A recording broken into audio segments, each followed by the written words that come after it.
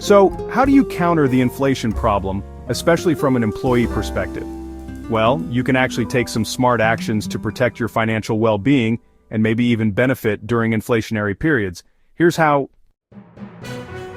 Let's talk about strategies to counter inflation as an employee. First up, boost your income. Inflation erodes your purchasing power, so increasing your income is honestly the most direct defense. Number 1, boost your income. Inflation erodes your purchasing power, so yeah, increasing your income is the most direct defense. Ask for a raise, especially if it's tied to inflation. You'll want to justify it with data, like compare your current salary to inflation. For example, you might say, my salary hasn't kept pace with the 6% annual inflation rate. So, let's talk about upskilling or reskilling. Investing in certifications or skills that are in high demand can really make a difference. This not only makes you more competitive, but it also opens doors to higher paying roles.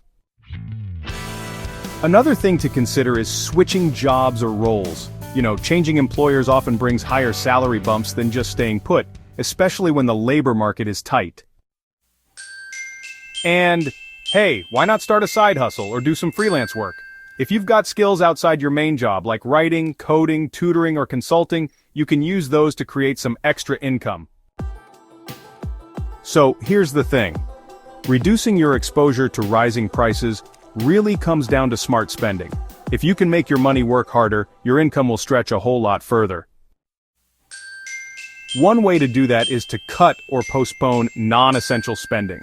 Things like travel, luxury items, or even some subscriptions.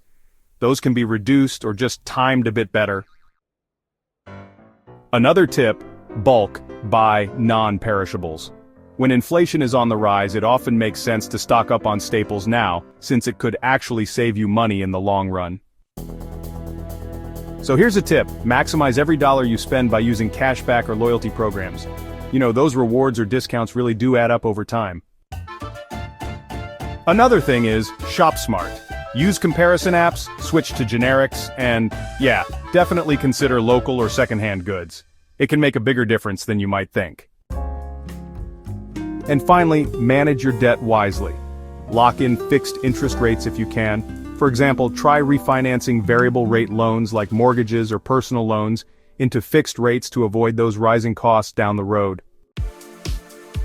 So pay down high interest debt first. Inflation often leads to higher interest rates, which, honestly, just makes things like credit cards and short-term debt way more expensive. Next up, invest to outpace inflation. You want to put your money into assets that actually grow with inflation. Stocks are a good option, especially in sectors like energy or consumer goods.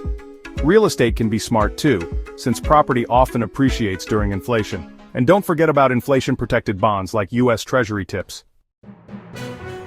And avoid hoarding cash. Savings just sitting in cash lose value over time when inflation is high.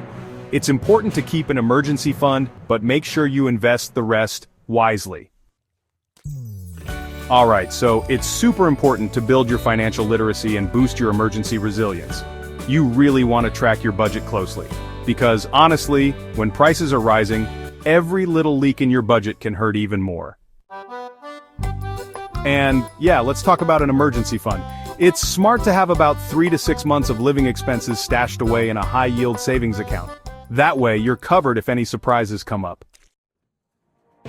Another key move is to leverage tax-advantaged accounts.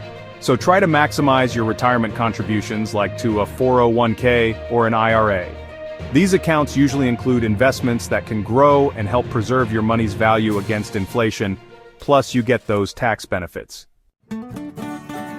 And don't forget about health savings accounts, or HSAs. They're actually triple tax advantaged, which is pretty awesome, and they can really help offset those rising healthcare costs.